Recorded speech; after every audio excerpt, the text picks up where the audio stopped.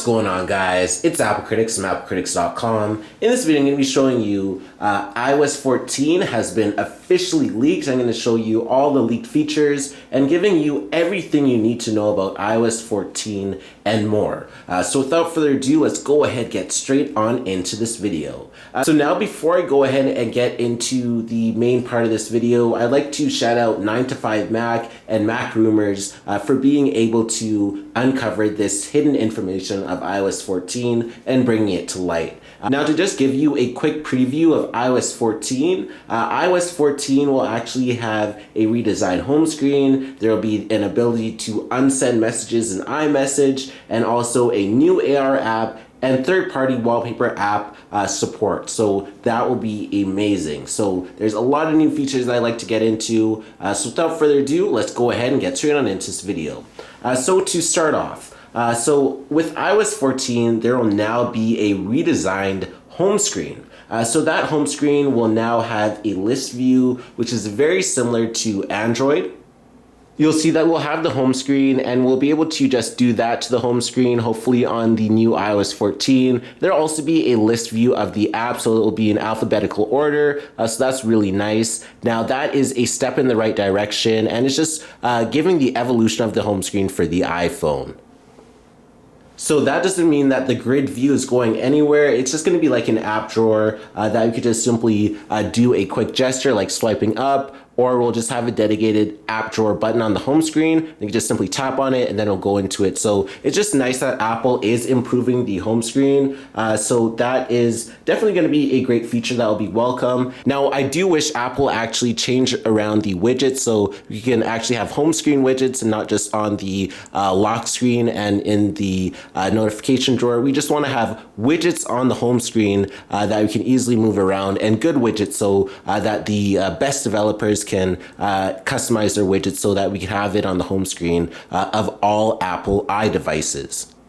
Now, I really do think having a redesigned home screen in iOS 14 will actually bring some complexity and make it more refreshed than it has been, because if you really look at the home screen, it's been the same since the first iPhone. So that will be good. And I do assume that there will be some Siri integration on the home screen because Apple always does that with Siri now, because Siri can also analyze through machine learning what times you normally have your alarms on. They'll just give you a suggestion right before you go to bed. Do you want to turn on your 6 a.m. alarm or something along those lines? So it just analyzes how you use your device and probably will analyze which apps you open up the most. So I do assume that there will be some great Siri support on the home screen, and having better widgets and widget access on the home screen will be even better.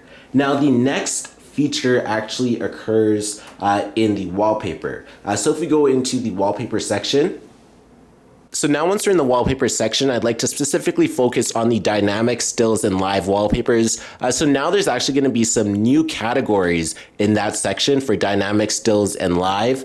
So those new categories will include Earth, moon, and flowers, and maybe some space-related wallpapers that will be now there. So you can just scroll past dynamic stills and live, and then it'll be there. So that's really good. And there'll be some more albums as well. So those are just the ones that we know. So that's definitely great that Apple will add some more wallpapers rather than just having the dynamic stills and live wallpapers. Now, another great feature that will actually be in the Photos app is that there will now be direct access to shot on iPhone submission within the Photos app. So instead of just sharing the photos to social media and hoping that Apple will see your photo that you shot on your iPhone, it'll now have a dedicated share button within your Photos app. So that's a really convenient feature. And if you don't already know what shot on iPhone is, it's an Apple campaign that showcases how good the iPhone camera quality is. So that is what shot on iPhone does, but not many people know about it. Some do, some don't. But now that there will be a dedicated feature within the Photos app, that'll definitely bring more awareness to the camera quality with the current and future iPhones. Now, another big feature related to the wallpapers will be that we have the ability to import wallpapers from third-party apps now. Now there's going to be a surge of wallpaper apps in the App Store that now we can have third-party support, so we can easily save those wallpapers to our iPhone, just like on the Android. So that is just a very basic Android feature that Apple is finally porting over. So that will be good. So another big feature will be the AR integration. And if you don't know what AR stands for, it stands for augmented reality. So Apple is going to have a lot of AR integration within iOS 14. So that is very, very good. And with that AR integration, Apple is going to use it in a way that will allow you to get more info about the world around you by using AR in the Apple Store or with Starbucks. So the feature that 9 to 5 Mac is reporting is that you'll be able to hold up your phone and see prices in the Apple Store, compare iPhones, see some more information about other Apple products. And the example for Starbucks is that you'll be able to see the menu, prices, and hours, and you'll be able to hold up your phone as well. So those are the features that will be present with AR so far with the Apple Store and Starbucks. Now, if you want to have another wide-scale example of AR, it would have to be Pokemon Go, where you were outside, but you could actually see Pokemon through the app. So that is definitely an example of how AR is going to be present in Apple. So it'll just be the augmented reality of the current landscape that you're in, but it'll be able to have images pop up and show some relevance. AR has the potential to take over the world and have many use cases, so that is why Apple will probably have the AR integration within iOS 14. It'll also be a way to create an immersive and unique experience within every Apple Store, and I can see many other companies integrating it using Apple software, so it's another avenue of a revenue stream for Apple. Now, if you don't know the difference between AR and VR, VR stands for virtual reality, so when you put on a VR such as Oculus, it immerses you in a virtual reality, so a completely different reality. So I'm sure that there's VR for being on a roller coaster while you're sitting at home. So you could just be hypothetically on a roller coaster and have the same feel for being on a roller coaster while you're just on your couch. So that is an example of VR, whereas AR just uses whatever you can see through your camera, and then it makes something unique out of it, and you have the Pokemon Go as a mainstream example. Now, in iOS 14, there will be a rich system-wide support for a mouse in the iPad. So it won't be hidden in settings. There's going to be full mouse support. So the mouse on the iPad will just be like a mouse on the Mac, and the cursor will disappear after a few seconds. It won't always be there. It'll just know how to use the iPad, and it won't be annoying or anything like that. There's also going to be multiple pointer support, just like a computer or laptop. And then there will be built-in trackpad gestures coming to the iPad. Yes, there will be trackpad gestures coming to the iPad, so you'll get that full usability. And this is just bringing the iPad closer to being a computer replacement in the iPad form.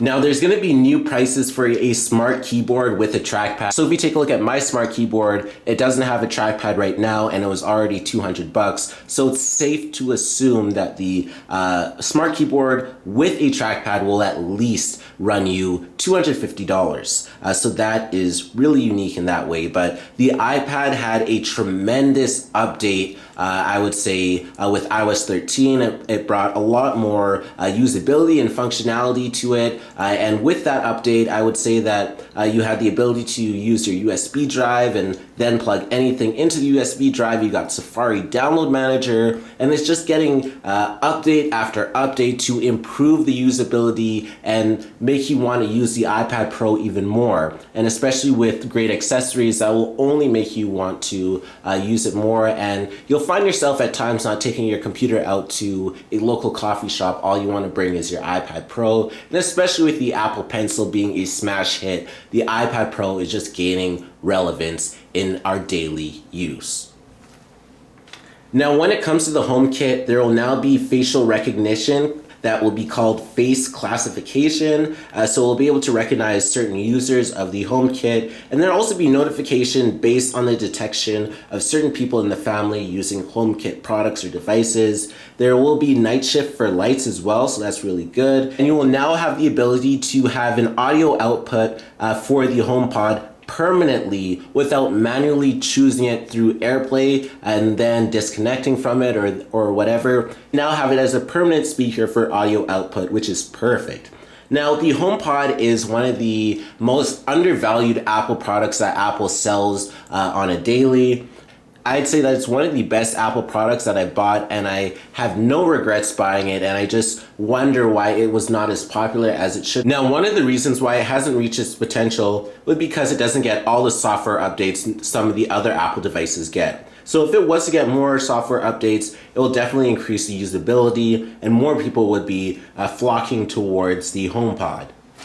There will also be some new accessibility changes in iOS 14, and with those accessibility changes, it includes detecting important sounds for those who are deaf or have some hearing loss. So those sounds include fire alarms, sirens, door knocks, doorbells, and now those special sounds will be in haptic sounds on your phone. So that is a very important iOS 14 feature that will now be in accessibility. So that's very good, so that people who are deaf or have hearing loss will now be able to hear those very important sounds. And this is just a welcome feature, I would say. Now there also is hard gesture detection and accessibility as well.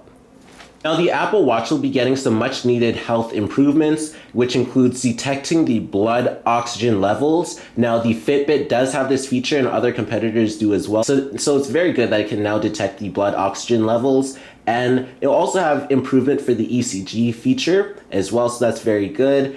Now this will possibly be integrated to the Watch Series 5 through software, or it'll just be on the Watch Series 6. Now, iMessage will also have some big new features that include mentions, the ability to unsend iMessages, typing indicators for group chats as well. Now, the ability to send an iMessage and then retract that message is huge because you normally, whatever you say in iMessage is there and you can't do anything about it. So if you make a mistake, let's say you mistype something or misspell something, then you can now retract it in iOS 14, but before you can. But when you unsend or retract a message, however you want to say it, there will be a notification to both the sender and recipient when you take back that message. So you will know that you unsent a message, and the recipient or receiver of that message will also know that you took that message back. So that will be a crucial feature that will now be in iOS 14. So we don't know if that feature will have a time limit, so when you send a message and then you try to take it back, if it's timed, but we know that that feature will be there. Now some will like this feature and others won't, but this will be a welcome feature for some on iMessage. Now there will be mentions, so you can just use the @ symbol and then mention a name in, let's say, a group chat, very similar to Slack, so that would be good. But now you also have typing indicators in a group chat, so that's currently not available, but down in iOS 14, in a group chat, let's say you have 4 people, you'll know if somebody is typing and the message just won't pop out of nowhere, so that's definitely good. Now, there will also be / to mark a message as unread if you want. Now, we all know about the read receipts, but you will be able to mark a message as unread now. So you can just type / and then the words ME for sharing status updates, so that would be very good. And there is definitely a good possibility that all of this comes true. Now, there's a very special feature that 9to5Mac found out, and that feature was the over-the-ear headphone icon that they found out. So Apple is planning to have a over-the-ear headphones, very similar to Beats, but it'll be Apple branded and won't have any Beats branding, so it'll be Apple's own, kind of like the AirPods. So it'll be studio style, and it'll be released around the iPhone time. Specific Apple analysts are reporting that the price range will be around $350 for those Apple branded over-the-ear Beats-like studio headphones. Now, there was some source code references to the iPhone 9 and iPhone SE 2, so that's very interesting. Some more big news would be the AirTags, and the AirTags are set up in bulk through iOS and will have a user replaceable battery and will be a direct competitor to Tile. So AirTags, you can program some physical small tags to do certain features for your iPhone, and they will have some AR capabilities, so that's very good. So now everybody will have an AirTag, and I feel that this will be very popular, assuming that Apple gets the price right for AirTags. So if you want an example of what the AirTags will be like, just research Tile, which Apple is currently selling at every Apple store. So that is what Apple is trying to do as their own brand. Now, the new Apple TV also did have some references, but no features were really found in the source code, and none of the features are really confirmed yet. Now, when it comes to WWDC, WWDC is officially canceled. Now, WWDC is the Worldwide Developers Conference that occurs in every June.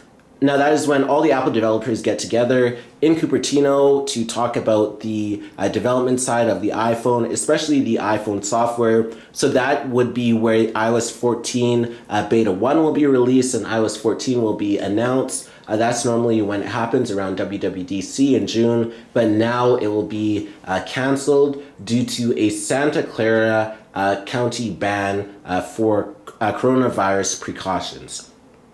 So hopefully the WWDC event will be streamed. It's pretty much confirmed that it will be streamed and show off the features of iOS 14 Beta 1. And then hopefully later on that day, Apple will release the beta to all the registered Apple developers. Now, the March event that Apple was supposed to have on March 31st is also canceled, but it never was announced, so you can't really say that they canceled it. It's just not happening and will be pushed back further. And it was just supposed to be a special March event with some special surprise that will no longer happen. And this outbreak directly affects Apple and many other global companies.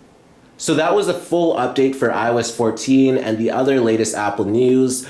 Please be sure to leave a comment down below. And also, when you leave that comment down below, type iOS 14 and dash your comment. Also be sure to leave a like on this video so YouTube can recommend this video. And also be sure to follow me on Twitter at twitter.com/AppleCritics and at Instagram.com/AppleCritics or at AppleCritics. Once again, it has been a pleasure filming this video, and be sure to subscribe for more great content, and thanks for watching.